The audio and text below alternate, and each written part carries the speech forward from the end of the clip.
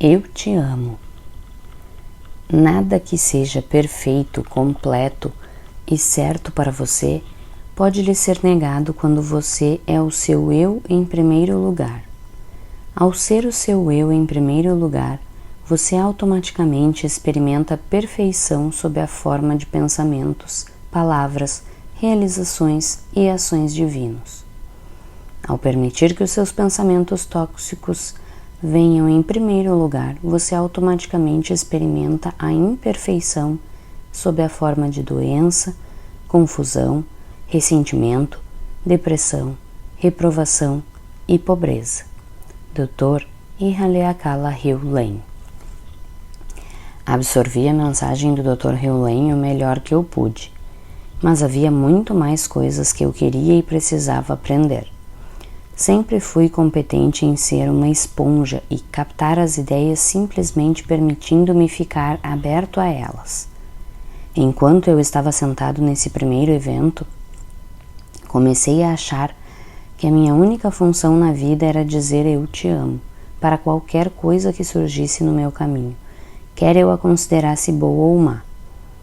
Quanto mais eu conseguisse dissolver os programas limitantes que eu via ou sentia, mais eu poderia alcançar o estado de limite zero e levar a paz para o planeta por meu intermédio. Mark teve um pouco mais de dificuldade em entender a mensagem do seminário. Ficou insistindo em colocar tudo em um contexto lógico. Estava ficando claro para mim que a mente não tem nenhuma ideia do que está acontecendo, de modo que tentar encontrar uma explicação lógica era por si só uma receita para o fracasso. O Dr. Hewlett enfatizou repetidamente que existem 15 informações disponíveis para a mente consciente, mas 15 milhões estão acontecendo em qualquer momento escolhido. Não temos a menor chance de compreender todos os elementos que estão em ação na nossa vida. Temos que entregar os pontos. Precisamos confiar. Admito que grande parte disso parecia sem sentido. Em um determinado momento do evento, um homem disse que viu um portal aberto em uma parede e pessoas mortas flutuando através dele. Você sabe por que está vendo isso? Perguntou o Dr. Hewlett. Porque tínhamos falado a respeito dos espíritos mais cedo, disse alguém. Exatamente, reconheceu o Dr. Hewlett. Você os atraiu ao falar a respeito deles. Você não tem necessidade de examinar outros mundos. Você tem bastante o que fazer ficando neste mundo neste momento. Eu não vi nenhum fantasma. Eu não sabia o que pensar a respeito daqueles que os viram. Gostei do filme O Sexto Sentido, mas só como um filme. Eu não queria que espíritos aparecessem e falassem comigo. No entanto, isso aparentemente é normal para o Dr. Hewlett. Ele contou a história de que ouvia as descargas dos vasos sanitários serem puxadas à meia-noite, sozinhas, quando trabalhava no hospital psiquiátrico. O lugar estava repleto de espíritos, disse ele. Muitos pacientes tinham morrido na ala nos anos anteriores, mas não sabiam que estavam mortos. Eles ainda estavam lá. Ainda estavam lá usando o banheiro? Aparentemente, este era o caso. Mas, como se isso não fosse estranho o suficiente, o Dr. Hewlett prosseguiu explicando que, se algum dia falarmos com alguém e percebermos que os olhos da pessoa estão quase inteiramente brancos, com uma película turva ao redor das bordas, ela está possuída. Nem mesmo tentem falar com ela, recomendou o Dr. Hewlett. Em vez disso, apenas purifiquem a si mesmos e esperem que a sua limpeza remova a escuridão, assumindo o controle da pessoa.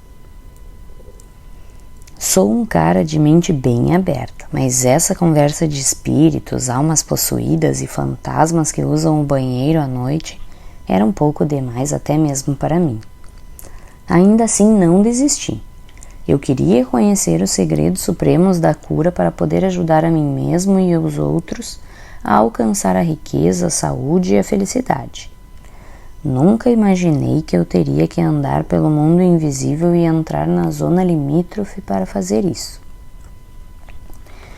Em outro momento do evento, estávamos deitados no chão fazendo exercícios para tornar disponível a energia no nosso corpo. O Dr. Hewlett me chamou. Quando olho para essa pessoa, vejo toda a fome do Sri Lanka, me disse ele. Olhei para ela, mas vi apenas uma mulher se alongando no tapete. Temos muito a purificar, declarou o Dr. Hewlett. Apesar da minha confusão, fiz o melhor que pude para praticar o que eu entendia. A coisa mais fácil a fazer era simplesmente dizer eu te amo o tempo todo. Então foi o que fiz. Quando fui ao banheiro certa noite, senti o início de uma infecção urinária. Eu disse eu te amo para o divino enquanto sentia a infecção. Logo me esqueci dela e, de manhã, ela tinha desaparecido. Continuei a dizer mentalmente eu te amo repetidas vezes, independentemente do que estivesse acontecendo. Fosse uma coisa boa, ruim ou diferente.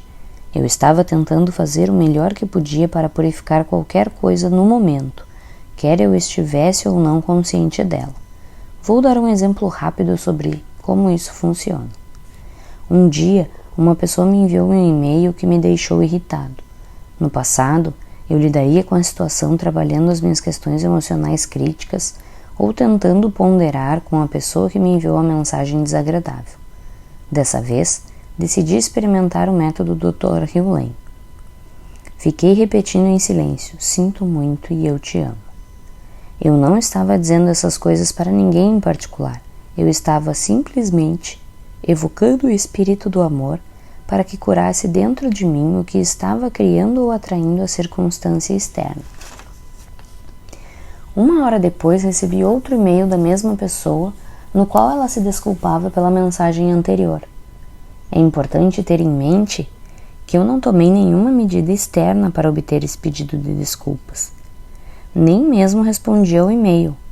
No entanto, ao dizer eu te amo, de alguma maneira corrigi dentro de mim o programa oculto limitante do qual nós dois estávamos participando.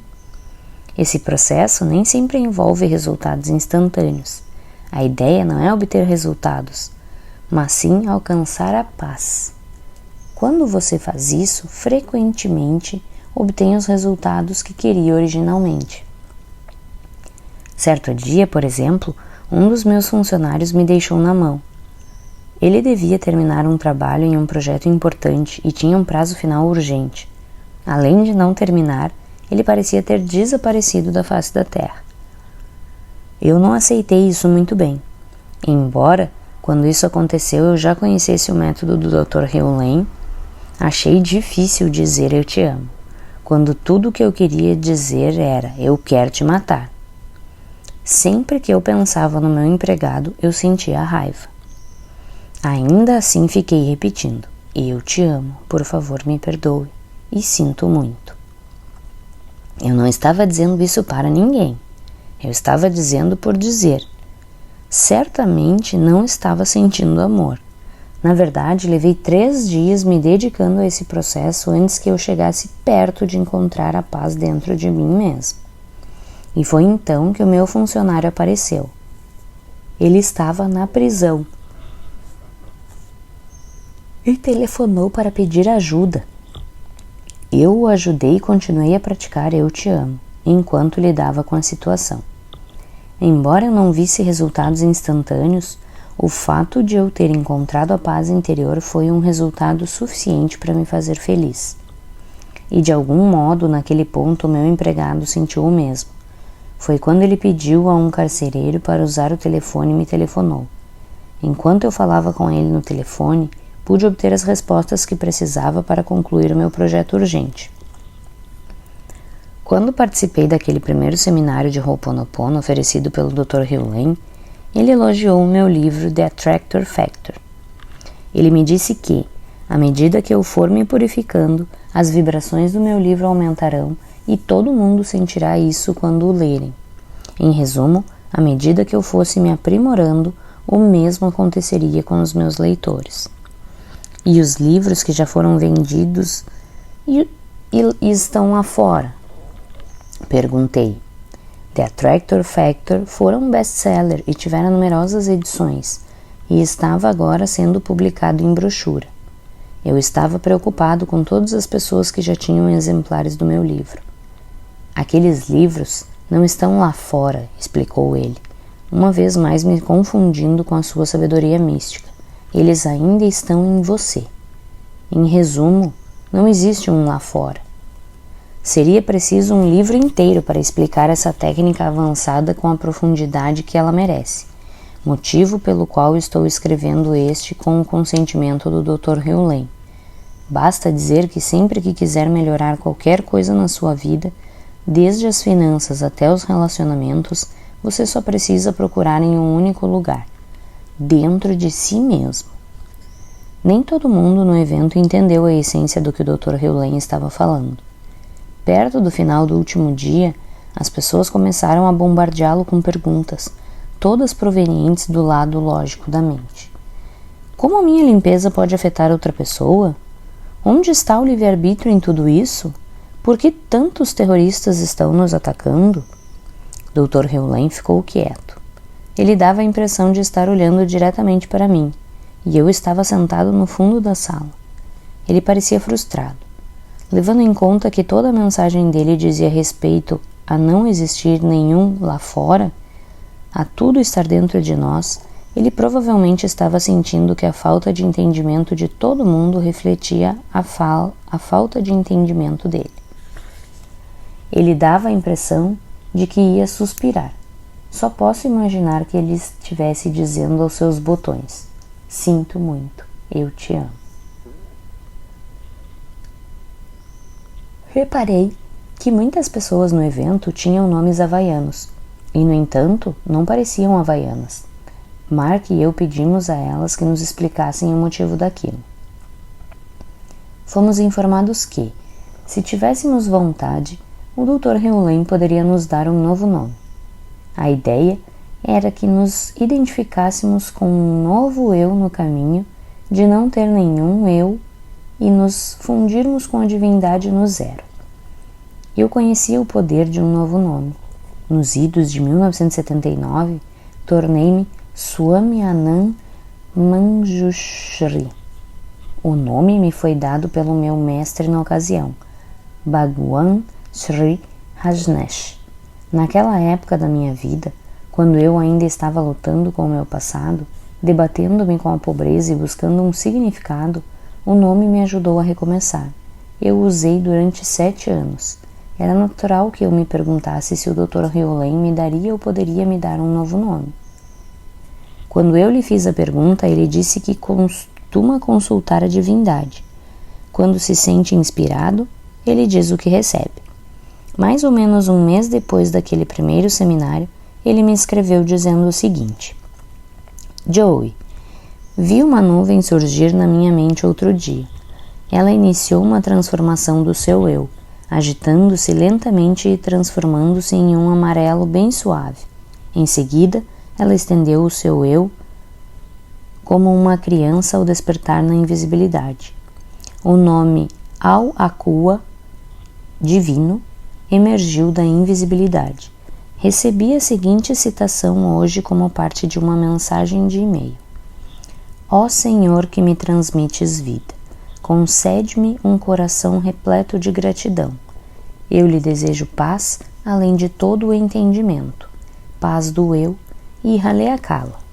Adorei o nome Al-Akua, mas não tinha a menor ideia de como pronunciá-lo. Assim, escrevi para Hewlett pedindo ajuda. Eis o que ele respondeu. Joey, A é o som da letra A em pai. O é o som da letra O em oi. K é o som da letra C em casa. U é o som da letra U em azul. Paz do eu. E Haleakala. Consegui então entender e fiquei feliz com o meu novo nome. Nunca o usei em público, mas o fazia quando escrevia para o Dr. Hewlett. Mais tarde, quando comecei o meu blog em www.joeyvitali.com, passei a assinar Al-Akua. Muito poucas pessoas fizeram perguntas, No entanto, adorei usar o nome porque parecia que eu estava pedindo à divindade que purificasse o meu blog usando uma frase que significava para mim o afastamento das nuvens para que eu pudesse avistar Deus. Embora o treinamento do fim de semana tivesse inserido "Eu te amo" no meu coração, pelo menos temporariamente, mesmo assim eu queria mais. Escrevi para o Dr. Hewlett perguntando se ele viria ao Texas para falar sobre o Ho'oponopono com um pequeno grupo de amigos. Esse era o meu plano para poder desfrutar um pouco mais da pessoa dele. Ele viria ao Texas para dar uma pequena palestra e ficaria hospedado na minha casa. Nesse interim, eu lhe faria diretamente perguntas a respeito do que ele sabe, inclusive sobre como ele curou aquela ala inteira de criminosos portadores de doenças mentais. O Dr. Hewlett aceitou o convite e me escreveu o seguinte: Joel, obrigado por ter me procurado.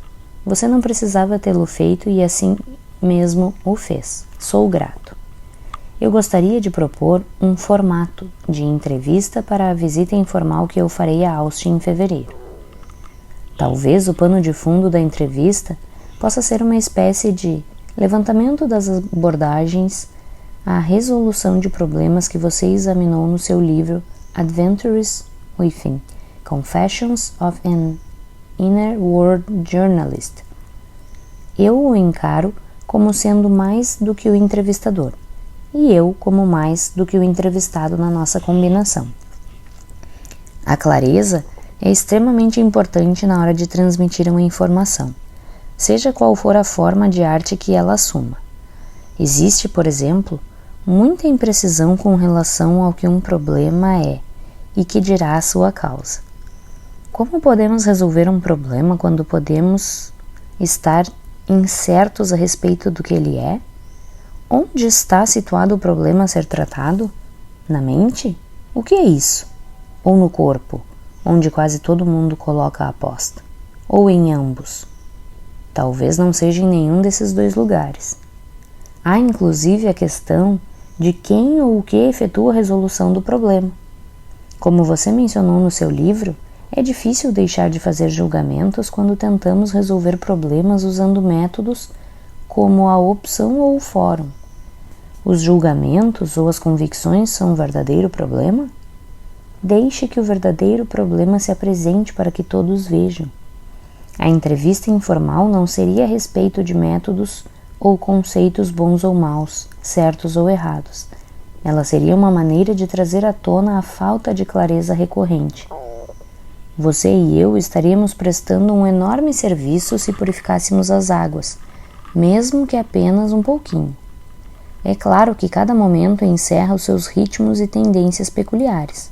No final, como diz Brutus, parafraseando na peça Júlio César de Shakespeare, teremos que esperar até o final do dia para ver o que acontece. E é o que também teremos que fazer. Diga-me quais são as suas ideias a respeito da entrevista que você propôs. Não estou comprometido com ela, como Brutus estava até o fim. Paz. E Haleakala. Logo em seguida anunciei um jantar exclusivo com o Dr. Hewlett. Achei que talvez 5 ou 6 pessoas pudessem aparecer. Em vez disso, quase 100 pessoas se mostraram interessadas, e 75 delas pagaram por um jantar agradável e de qualidade para reservar um lugar à mesa. O Dr. Hewlett me surpreendeu ao pedir uma lista com o nome de todas as pessoas que iriam comparecer ao evento. Ele queria fazer uma limpeza no que dizia respeito a elas. Eu não tinha certeza do que aquilo significava, mas enviei a lista assim mesmo. Ele agradeceu, dizendo: Obrigado pela lista, Awakua. Tudo consiste apenas em purificar, a chance de nos livrarmos de coisas que não interessam e estar desimpedidos para Deus. Depois, alma, vive em função da perda do teu servo, e que esse anseio intensifique o teu valor. Compra termos divinos vendendo horas de desperdício. Sê alimentada por dentro e por fora, não sê mais rica. Assim te alimentarás do monte que se alimenta dos homens. E depois que a morte morrer, não existirá mais morte. A paz esteja com você. Em Haleakala. Quando o Dr. Hewlett chegou a Austin e fui buscá-lo no aeroporto, ele imediatamente começou a fazer perguntas a respeito da minha vida. O livro que você escreveu sobre a sua vida, referindo-se a Adventures Within, mostra que você fez várias coisas para encontrar a paz, começou ele. Qual delas realmente funciona? Pensei um pouco no assunto e respondi que todos os métodos tinham valor, mas que talvez o processo de opção fosse o mais útil e confiável. Expliquei que é uma maneira de questionar as convicções para descobrir o que é genuíno. Quando você questiona as convicções, o que resta? O que resta? Repeti.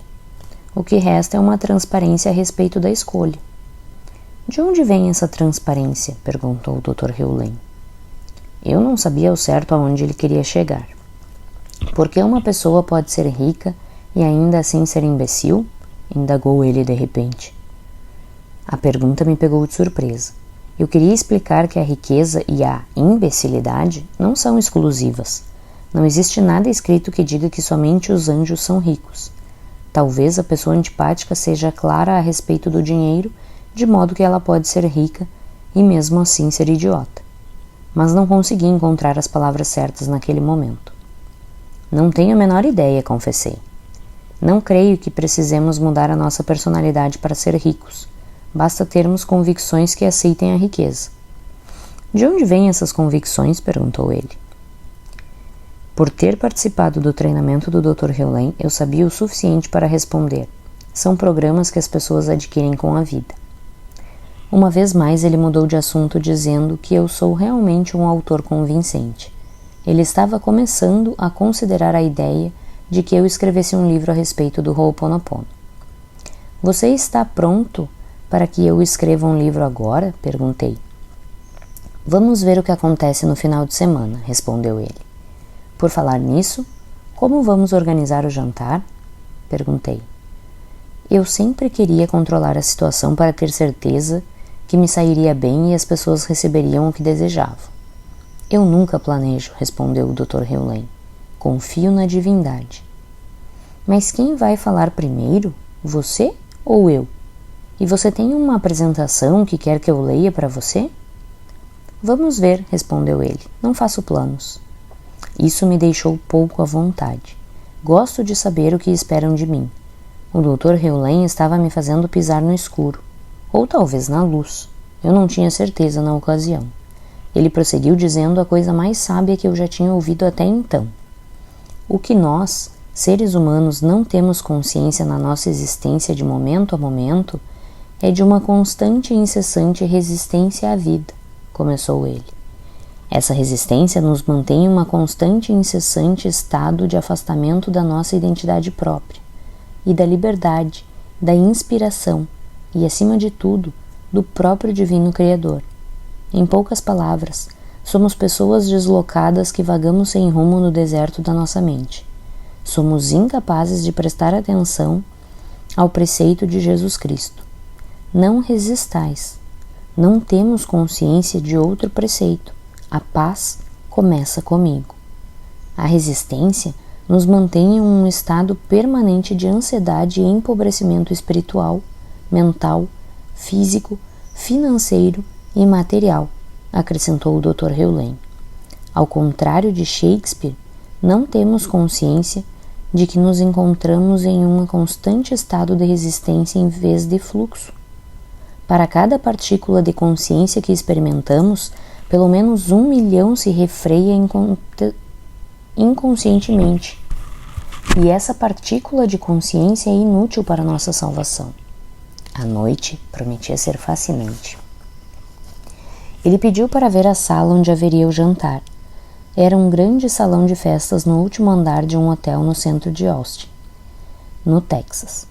A gerente foi delicada e nos deixou entrar na sala. O Dr. Hewlett perguntou-lhe se ela poderia nos deixar a sós no recinto. Ela concordou e se retirou. O que você está percebendo? Ele me perguntou. Olhei em volta e disse, o tapete está precisando de uma limpeza.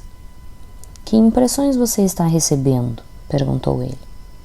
Não há nada certo ou errado, você talvez sinta uma coisa diferente do que eu estou sentindo. Procurei então relaxar e me concentrar no momento. De repente, senti um grande movimento, um cansaço, uma escuridão. Eu não tinha certeza do que era ou do que significava, mas expressei o que eu estava sentindo para o Dr. Hewlett. A sala está cansada, comentou ele. As pessoas entram e saem e nunca a amam. Ela precisa ser reconhecida. O pensamento era um pouco estranho. Uma sala é uma pessoa? Ela tem sentimentos? Bem, seja lá o que for, a sala está dizendo que se chama Sheila. Sheila? A sala tem nome? Sheila deseja ser reconhecida. Eu não sabia bem como responder a isso. Precisamos pedir permissão para realizar aqui o nosso evento, declarou o Dr. Hewlett. Estou perguntando a Sheila se ela está de acordo. O que ela está dizendo? Perguntei, sentindo-me um pouco tolo ao fazer a pergunta. Ela está dizendo que concorda. O Dr. Hewlett passou a dar explicações.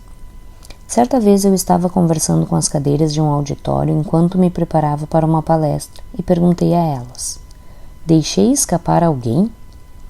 Alguém tem um problema que eu precise resolver? Uma das cadeiras respondeu: um cara que estava com problemas financeiros ficou sentado em mim durante um seminário anterior e agora estou me sentindo simplesmente exausta. Assim, fiz uma limpeza em relação àquele problema e pude ver a cadeira se endireitando. Em seguida, ouvi o seguinte: ok, estou pronta para lidar com a próxima pessoa. O Dr. Hewlett agora estava falando com cadeiras? De alguma maneira eu deixei a minha mente aberta ao ouvir mais a respeito desse processo incomum. Ele continuou a explicar. O que na realidade tento fazer é ensinar a sala. Eu digo a ela e a todas as coisas que ela contém: vocês querem aprender a fazer Ho'oponopono? Afinal de contas, vou partir em breve. Não seria bom se vocês pudessem realizar esse trabalho sozinhas? Algumas dizem que sim, outras que não, e outras ainda retrucam dizendo: estou cansada demais. Lembrei-me de que muitas culturas da antiguidade consideravam todas as coisas como estando vivas. No livro Clearing, Jim Pathfinder Evin explica que os lugares frequentemente têm energias bloqueadas. Não seria louco demais imaginar que salas e cadeiras têm sentimentos. Era sem dúvida uma ideia que expandia a mente. Se a física estiver certa no que afirma, ou seja, que tudo que percebemos como sólido é formado apenas por energia, então falar com salas e cadeiras talvez possa ser uma maneira de reorganizar essa energia em uma forma nova e mais harmoniosa. Mas as cadeiras e as salas estão de fato respondendo às nossas perguntas? Eu não estava realmente pronto para isso naquela ocasião. O Dr. Hewlett olhou pela janela e contemplou a silhueta dos prédios contra o céu. Os enormes edifícios, a Assembleia Legislativa e o horizonte pareceram belos para mim, mas não para o Dr. Hewlett. Vejo lápides, declarou ele. A cidade está repleta de mortos. Olhei pela janela, mas não vi os túmulos, nem os mortos. Avistei uma cidade. Uma vez mais, eu estava descobrindo que o Dr. Hewlett usava os dois lados do cérebro em todos os momentos, de modo que conseguia ver estruturas como metáforas e descrevê-las enquanto as divisava. Mas não eu. Eu estava adormecido nos meus sapatos de olhos abertos. Permanecemos na sala do hotel durante talvez meia hora.